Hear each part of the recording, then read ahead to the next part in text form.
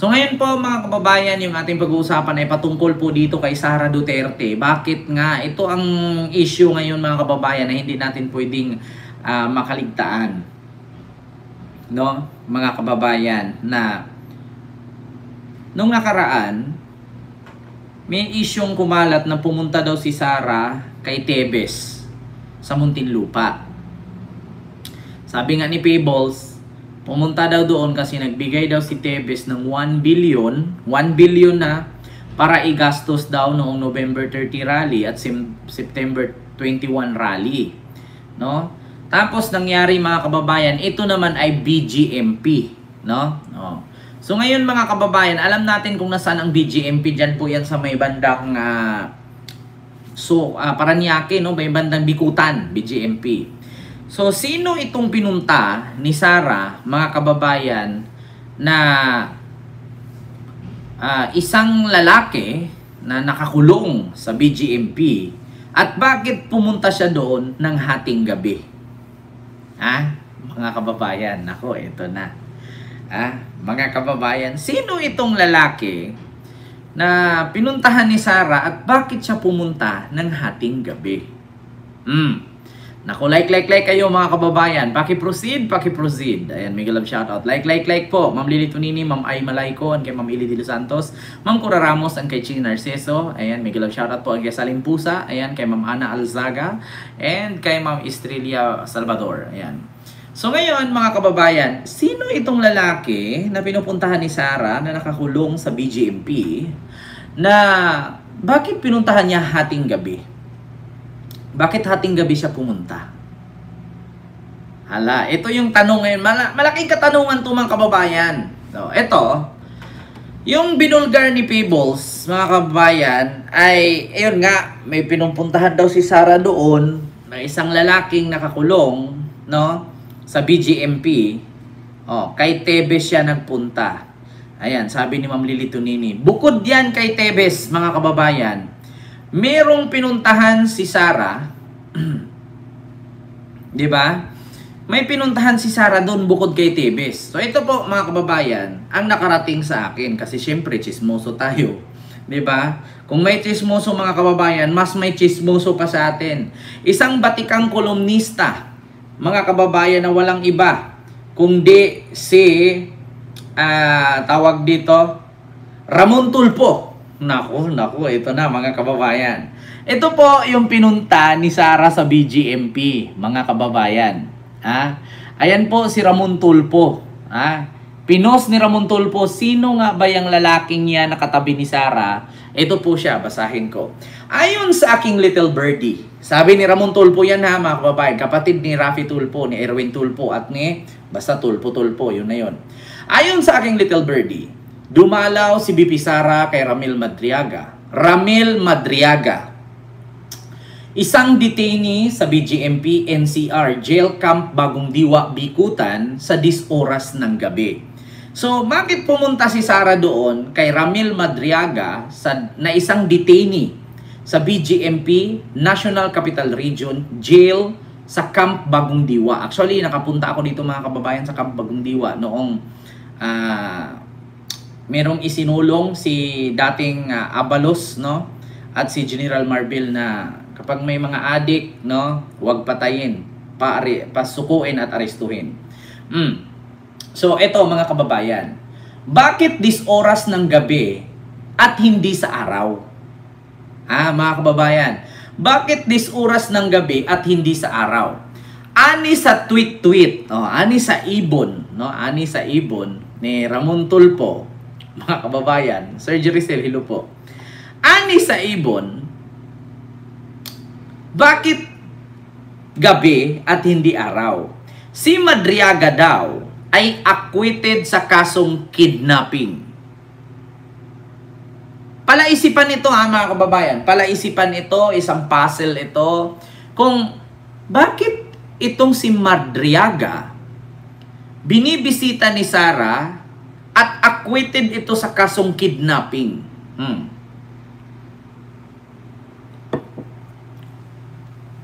Diba? Mga kababayan, acquitted ito sa kasong kidnapping. ng Supreme Court noong 1997. Nako po.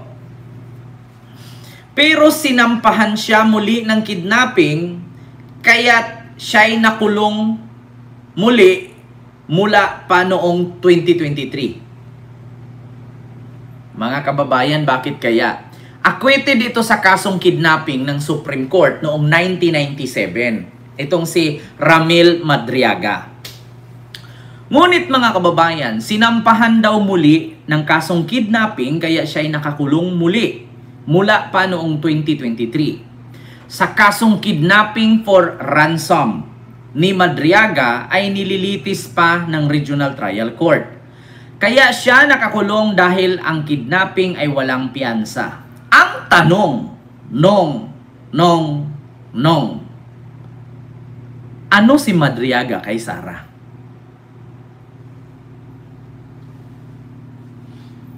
Yun ang tanong ngayon mga kababayan. Anong koneksyon ni Madriaga kay Sara Duterte? Kung bakit pinuntahan ni Sara si Madriaga sa 10 oras ng gabi ng BGMP? Nako, ako po'y nananawagan sa Bilyonaryo News Channel. Pwede nyo bang paki-research? Madriaga Ramil. Pwede, kaano-ano daw ni Sara Duterte si Ramil Madriaga na nakakulong sa kasong kidnapping. Sabi ni Ramon Tulfo. Ngayon mga kababayan, magbasa tayo ng mga comments. Di ba? Kasi syempre kung marites si Ramon, marites tayo, may marites din sa comment. Ayan.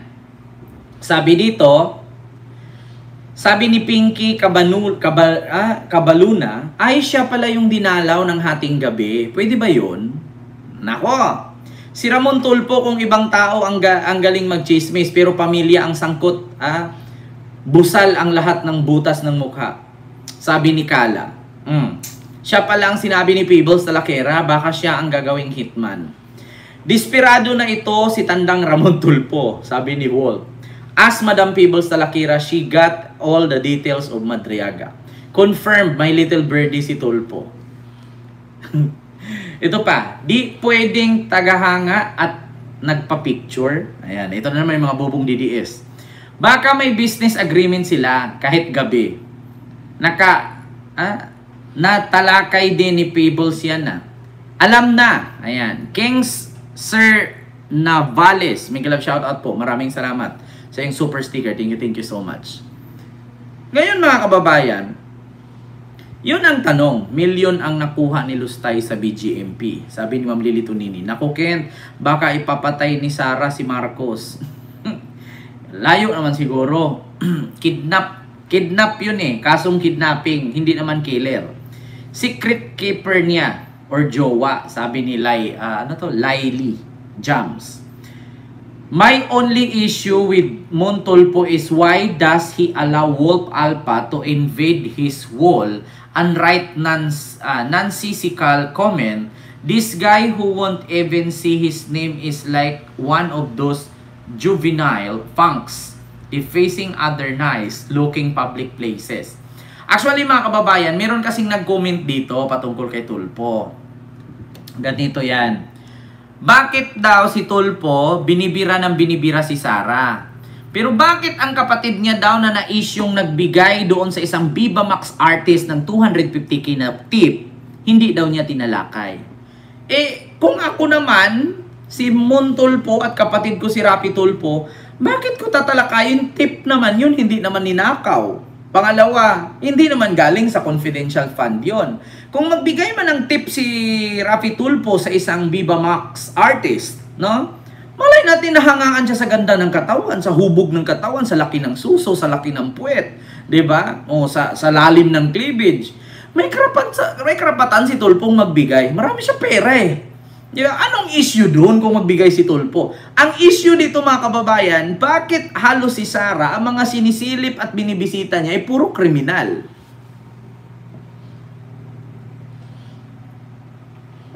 Diba? Talent yun . Sariling pera naman yun. Sabi dito ni Alpha, bakit kapag kapatid mo sangkot sa tip na 250, wala kang sagot? Sabi dito ni Alpha. Ngayon mga kababayan, buksan ko, baka mag-comment si Tulpo niyan. Ha? Ito, si Rapi Tulpo. O, ito nga. Meron nga, mga kababayan, comment ni Montulpo. Ayan, ito. Ay, si Rapi pala, Ken, topic mo kagabi. Yan, Ito, mga kababayan. Sumagot na si Ramon Tulpo sa isang Viva Max artist. Ito. Natatawa ako sa balitang kumakalat na isang senador ay nag-offer ng indecent proposal sa isang artista, kuno, na 250k para bingbangin ito. Para kantutin daw. May mga haka-haka na ang kapatid kong si Rapi Tulpo ang tinutukoy. Hindi ako makapaniwala sa balita dahil takusa o takot sa asawa ang kapatid ko kay Jocelyn. Pero pagpalagay na natin na totoo, ano ngayon kung mambabae siya? Ang nakakahiya ay kung nanlalaki ang kapatid ko kagaya ng isang lalaking mambabatas na mahilig sa basketballista. Halaka. Eto na, mga kababayan na. Alam daw ni ni Montulpo na takusa ang kanyang kapatid. Takot sa asawang si Jocelyn. Pero pagpalagay na natin na totoo, ano ngayon kung mambabae siya? Ang nakakahiya ay kung nanlalaki ang kapatid ko, kagaya ng lalaking mambabatas na mahilig sa basketballista. O di ba? Satong-sato kayo, no? Mga DDS? Tama naman. Sa isa daw, mambabatas na mahilig sa basketballista. Kung totoo man ang balita, granting but not admitting. Ang sabi pa nga ng mga abogado, ano ngayon? Kilalang galante, generous si Rafi. Nakapamigay siya ng daan-daang libo sa kanyang programa sa Rapi Tulpo in Action sa TV at radio. Sa kanyang bulsa nanggagaling ang perang pinamimigay niya. Kasing galante siya ni Willie Revillame. Bago pa man naging senador si Rapi at congressman si Jocelyn ay mayaman na silang mag-asawa. Totoo naman talaga, mga kababayan, mayaman na po talaga si Rapi Tulpo at si Jocelyn Tulpo. Bakit? Ikaw ba naman, Diyos ko? Yung views mo ba naman sa isang video, sa isang araw, 3 video, milyon ang views? Tignan nyo nga. Diyos ko po, mga kababayan. Talagang mayaman na po talaga sila. Philip Alcordo, big love shoutout po. So ngayon, ito po mga kababayan. Bago pa man naging senador si Rafi at congressman si Jocelyn ay mayaman na silang mag-asawa. In fact, ang kanilang combined statement of asset, liabilities and net worth or SALN ay 1 billion pesos. Ikumpara mo ang kanilang SALN sa 1 billion sa mga SALN ng ibang politiko na maliit na halaga ang diniklara. Diba? Sa pool na naman dito. Don't you appreciate their honesty?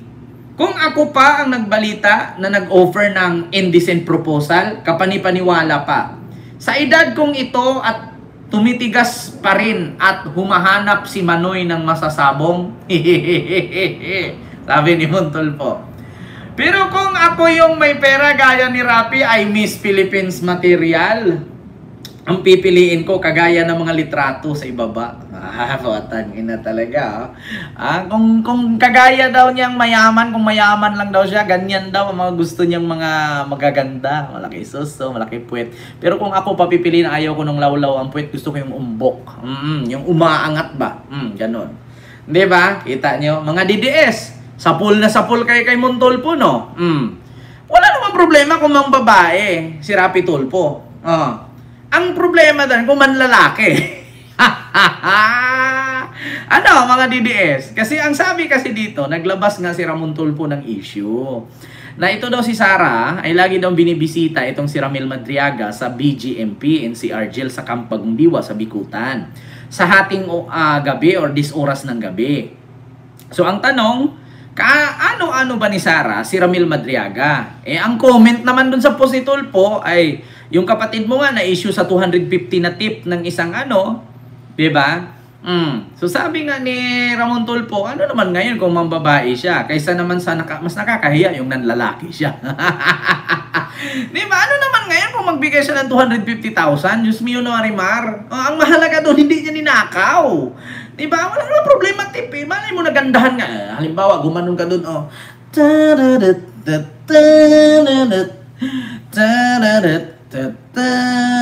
Oh, siyempre nagustuhan ni Tulpo siguro na sabi ni Rapi Tulpo, ina, ganito yung katawan ni Jocelyn noon na.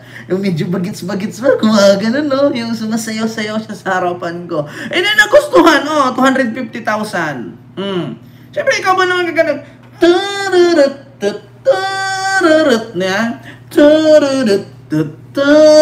Tapos may gaganon pa din sa utong, gaganyan. Eh, siyempre, sino mang hindi makapagbigay niyan? Di ba? Oh my goodness. What the heck, sabi ng Kano. Eh, kung mga mamasang ito si Rapi Tulpo na issue sa ganyan kasi kilala siya. Meron nga mga babae dyan, di ba? May mga macho lang gumagalaw, tapos gumaganon, no? Tapos naglalak yung katawan pag gumaganon, tapos yung bayag, gumaganon-ganon yung bayag. Di ba? May mga mamasang, 3 lapad, 5 lapad, di ba? May ganyan. Punta ka Marco Polo. Diyan sa Ortigas, kay Chavit Singson, diyan sa Metro Walk. Maraming ganyan sumasayaw. Di ba? May Boy Gulapa pa nga si Boy Gulapa ba yun? Dante Gulapa, gumaganong-ganon pa. Ang daming mamasang, issue ba yun? Diyos mio Marimar. Nako, may Dante Gulapa nga doon gumaganon-ganon. Yung bayag, gumaganon-ganon yung bayag. Tapos lalapitan ka bigla doon. Tapos gaganon-ganon, gaganon-ganon sa'yo. Tapos magugulat ka, paglingon mo, wala na yung isang hikaw. Di ba? Ganon yun, mga kababayan. Nako. Ang tanong ngayon, mga kababayan, ang tanong ngayon, ang tanong ngayon, mga kababayan, bakit nga ba si Sara napunta sa BGMP ng Hating Gabi? Balik tayo sa topic. Tapos na tayo dyan kay Rapi Tulpo, yung 250 issue. Sinagot na ni Mon Tulpo. Ang tanong ngayon, ano nga bang koneksyon ni Sara dito kay Ramil Madriaga? Diba? Pwede kaya natin, sige, search nga natin sa Google, sino ba si Ramil Madriaga? Sino si Ramil Madriaga na kinasuhan ng kidnapping? Ito na. Ito, mga kababayan. Ito po, August 1, 2023. Ito. Dito tayo, mga kababayan, sa Facebook post. Ang tanong, sinong nag-utos kay Ramil mang-kidnap? Ito nga, mga kababayan. Kinasuhan si Ramil Madriaga ng kidnapping. Sino si Ramil Madriaga na kinasuhan ng kidnapping? Ito mga kababayan. 3 pang miyembro ng Notorious Madriaga Kidnap Ransom Group arestado PNP. Ito na, mga kababayan kung anong koneksyon, bakit binisita ni Sara itong si Ramil Madriaga sa BGMP ng 10 oras ng gabi. Ito po ay galing sa Brigada page. Ito po siya, mga kababayan. 3 pang miyembro ng Notorious Madriaga Kidnap Ransom Group arestado ng PNP AKG. Ayan, ito po, mga kababayan. Arestado ng PNP Anti-Kidnapping Group sa search warrant implementation sa Laguna. Kinilala ni PNP Anti-Kidnapping Group Director PG General Rodolfo Castil ang mga naarestong suspect na sina Alan Laurenciano Guevara, 45 years old, Edwin Prestado, aka Edward Prestado, 54 years old, at Jonathan Arante, 68 years old, pawang mga residente na nabanggit sa lalawigan. Ito pa.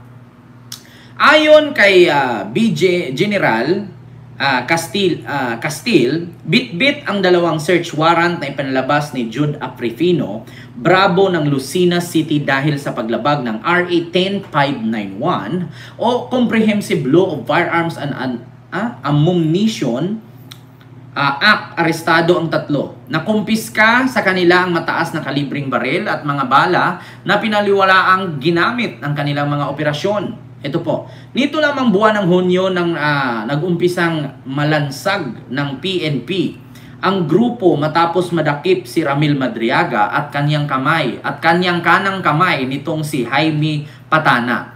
Ayon sa PNP Anti-Kidnapping Group, mapanganib ang nasabing grupo dahil sinaktan at pinatay umano nito ang kanilang mga biktima kapag hindi nakabayad ang pamilya ng mga ito sa kanilang ibinigay na time frame.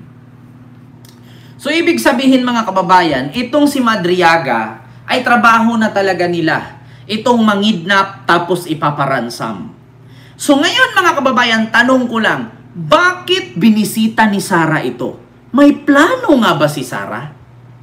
Nako, mag-ingat kayo, mga kalaban ni Sara. Mag-ingat kayo. Ha? Bakit ni Sara binisita si Madriaga? Anong koneksyon? So kilala ang grupo ni Madriagang mapanganib ang nasabing grupo dahil sinasaktan, tinutorture at pinapatay umano nito ang kanilang mga biktima kapag hindi nakapagbayad ang pamilya ng mga ito sa kanilang ibinigay na time frame. So may plano nga ba si Sara na may ipapakidnap at ipaparansam? Kasi bakit siya pumunta doon at bumisita sa isang kidnapper at mamamatay tao? So ito na ba yon mga kababayan, yung sinasabi niyang, huwag kang mag-alala ma'am. Huwag kang mag-alala. May nakausap na ako. Kung ako mamatay, sabi ko patayin niya si Lisa, si Bongbong Marcos at si Martin Romualdez. No joke, no joke. Nako mga kababayan, delikado ang buhay ni Marcos nito. Sino bang kalaban ni Sara? Si Marcos lang naman. Halaka. Nako, ito na mga kababayan. Oh my God. Kaya nga, kidnap me, tapos ang isisi niyan kay PBBM. Diba? Oo, kasi alam nyo sa totoo lang mga kababayan, di ba may issue silang kidnap daw nung yung ano ba yung Turkish? Yung Turkish ba yon na mga bata na kinidnap? Hala, parang napagdugtong-dugtong ko yung puzzle mafia talaga. Ito na yung sinasabing the Philippine Mafia. Droga, kidnapping, gambling. Ay nako, sapol talaga, sapol. Pogo, gambling. Isabong, gambling. Droga, Michael Yang, war on drugs. Tapos kidnapping. Wala na. Sindikato talaga. Diba? Wala na, Ma'am Rosario Bisin. Diba? Tumpak na tumpak. Dito ka na sa smuggling. O smuggling, pasok din. Nako, drug smuggling. Nako po, patay. Totoo nga. Nangyari nga. Drug smuggling, kidnapping, droga, gambling, alam na. Then control in politics. Run for president in 2028 to become the princess of the mafia group. Ano bang sabi ni Jimmy Guban? Nako, may parmali pa. Oo. 'Di ba? Mafia talaga. Ito ha, mga kababayan. I-search ko lang ha. Tapos may isang beses pala siya napunta bago yung alas 11 ng gabi. Ang BJMP po ay yung BJMP Camp Bagong Diwa. Kulungan po siya at ang mga nakakulong doon yung mga high-profile criminals. Nandun din po si Tebes. Nandun din si Ka Angel ng Iglesia ni Cristo. At Sara, alam ko kung bakit na dumadalaw doon. Nandun din yung kakilala mo, yung kuya-kuyahan mo na dati ng tao ng tatay mo, ibinigay sa'yo, inalagaan ka, naging BPSG mo, alam lahat ang tungkol sa buhay mo since mayor ka pa. Tapos, yung taong yun, kaibigan ko. Kaya nung linabas ko na dumadalaw din ako sa BJMP, pinakita ko diba yung ID ko, tapos yung tata ko, isang tao lang ang dinadalaw natin. So anong dahilan na sa loob ng 3 taon, hindi mo dinalaw si RM, tapos ngayon dumadalaw ka? Alam ko naman kung bakit. At alam mo rin kung bakit ayoko sa'yo. Kasi alam ko yung katotohanan. Alam ko yung confidential fund. Alam ko yung pagiging attitude mo, pagiging maldita mo, at pagiging sinungaling mo. Alam ko lahat, lahat, kaya ayoko sa'yo. Hindi lang kasi alam ng mga tao yung totoong eksena mo, pero yung kuya-kuyahan mo na kaibigan ko, kinuwento niyo sa akin lahat. Alam ko ang mga katarantaduhang ginagawa niyo. Kaya consistent ako na ayoko sa inyo. Pinagsisisihan ko na sinuportahan ko ang si Duterte. Pero ikaw hindi kita sinuportahan. Kilala na kita. Diyos ko. Excuse me po.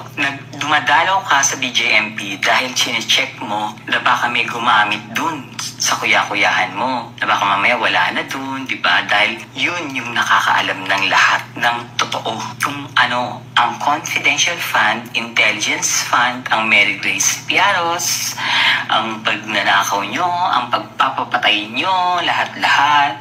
At dun siya nakakulong pero hindi siya pwedeng patayin doon. Pag sa BJMP ka, hindi ka pwedeng patayin.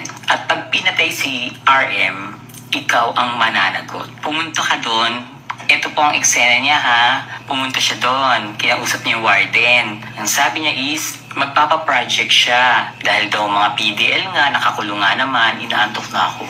Nakakulong na nga naman, ibigay daw yung mga pangalan ng mga anak at siya raw ang tutulong sa pagpapaaral. Sinabi niya yun, hindi sa harap ng lahat sinabi niya yun sa warden. So etong warden, pinatawag isa-isa yung mga nakakulong dun sa Annex 2, kung saan nakakulong yung kuya-kuyahan niyang yun na tumulong sa kanya ng eleksyon na kaibigan ko.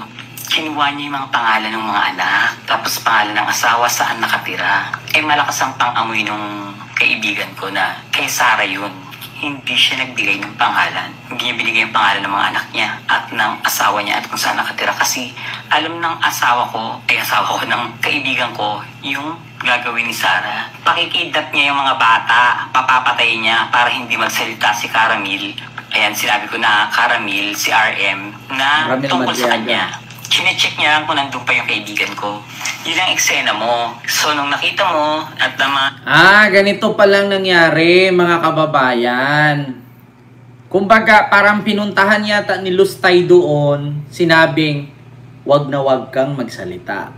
Kasi kapag nagsalita ka, alam ko kung saan nakatira yung anak at asawa mo. So, kumbaga, binablockmail niya sa loob na ayaw magsalita itong si RM para hindi siya ilaglag.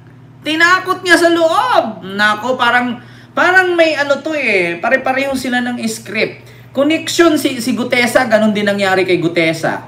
O sige, tingnan mo, pag hindi mo idiin si Romualdez, hawak na namin ang liig ng asawa at anak mo. Diba? Parang yung kay Gutesa, ang problema kay Gutesa, mga kababayan, nilo po, Ma'am Princess Paris. Ang problema kay Gutesa, kinuha ni Gutesa ang asawa at anak, dinala doon sa loob ng Marines. O ayun, hindi na nila makalkal. Naku po, eto nga pala. Pinapunta mo pa si Joyce dapat Eto dapat kine-question ka dito. Nung hindi ka na pumupunta, may pinapapunta kang babae. Si Joyce dapat naging USEC ng PMS. May position ba siya sa opisina mo? Hoy Joyce, dapat makinig ka. Wala akong pakialam kahit lawyer ka. Anong position mo dun sa sa OVP? At bakit nagpupunta ka dun sa Camp BJMP, dun sa kaibigan ko? Hindi ka niya lawyer para pumunta ka dun at wala kang pinaglo-lawyeran dun. Joyce, dapat. Kilala kita. Alam ko yung pinlanan niyo kay BBM. Alam ko. At kaibigan mo yun. Si Caramil. BFF kayo. Kay nila Sara. Si Kirara. Si Monsayak. Diba? Mga taga-Baste. Kasi yung kaibigan ko na yan, graduate din sa Baste. Kabarkada nyo. Nagginago nyo. 3 taon na dun, hindi nyo tinulungan. Tapos ngayon chinecheck nyo, baka may tumutulong. Dinadalaw ko yun. Marami na kami napagkwentuhan. Nasa akin lahat. Wala kayong pwedeng gawin sa kanya. Wala rin kayong pwedeng gawin sa akin dahil ibigay ko na rin sa iba. Alam ko lahat ng katarantaduhan ng OBP. Pero wala akong magagawa kung hindi ko naman kayo pinipilit maniwala sa akin yung makakanood nito. Pero lagi niyong tatandaan, hindi po ako sinungaling at hindi ako mapaggawa ng kwento. Hindi kailangan. Wala akong mahihita dyan. So, ibig sabihin mga kababayan, lahat ng sinasabi ni Peebles ay totoo. Bakit? Kasi yun din ang sinasabi ni Ramon Tulfo. So, ibig sabihin, itong source ni Peebles at source ni Ramon, halos pareho. Kasi bakit alam ni Ramon Tulfo ang mga sinasabi ni Feebles? So, ibig sabihin mga kababayan, hindi nga siya gumagawa ng kwento. Hindi siya nagsisinungaling. Kasi, accurate eh. 100% accurate. Kay Feebles, initial lang. Kay Ramon talaga, pangalan. May picture pa. Nako po, mga kababayan, malaki-laking planado ito. Kasi di ba nung una, kailangan mag-jogging siya sa loob ng Congress. Tapos habang nag-jogging siya, ipapabaril niya dun sa labas, may sniper. Pak! Tamaan mo ko, tapyasan mo ko. Tapos habang nag-jogging ako dyan, kasi nasa loob ka ng Congress compound pak, jogging para pumayat. It's alright. Di ba, ganon.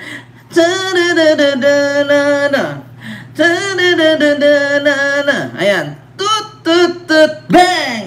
Tapos sabihin ni Sara, binaril ako, Your Honor, Mr. Chair. Binaril ako. Sinong bumaril? Putang ina mo, Bongbong Marcos, Lisa Marcos, Martin Romualdez. Huwag kang mag-alala, ma'am. Pag ako namatay, sabi ko sa isang killer, patayin mo si Bongbong, patayin mo si Lisa, at si Martin. No joke, no joke. Yeah? Oh my love. Yeah? Kuhang-kuha, di ba?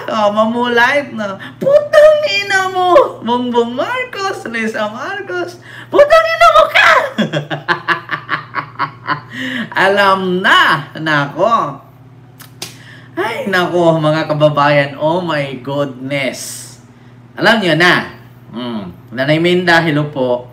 Alam nyo na ha, mga kababayan. No? So, hindi ko na masyadong habaan yung patungkol